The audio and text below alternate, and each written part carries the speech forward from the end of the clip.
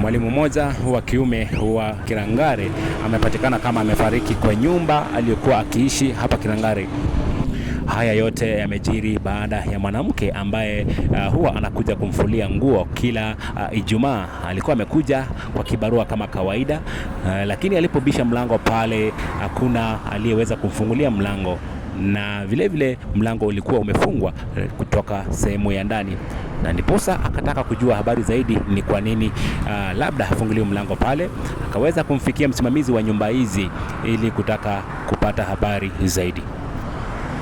Uchunguzi ulipofanyika zaidi, hapo ndipo ilijulikana ya kwamba mwanaume huyu hayupo hai tena, alishafariki.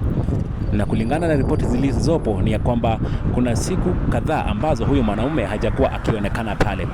Na pia baada ya kuangalia kwenye nyumba hili ambalo alikuwa anaishi, tuliweza kupatana na madawa ambazo ilikuwa inaonekana ya kwamba alikuwa anazitumia, njia mwafaka ya kuonyesha ya kwamba afya yake haikuwa shwari.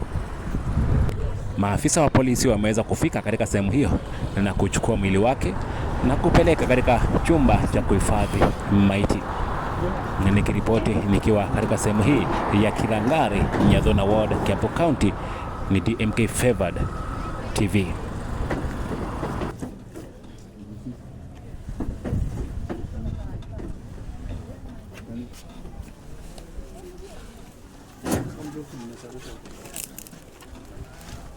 Boksi na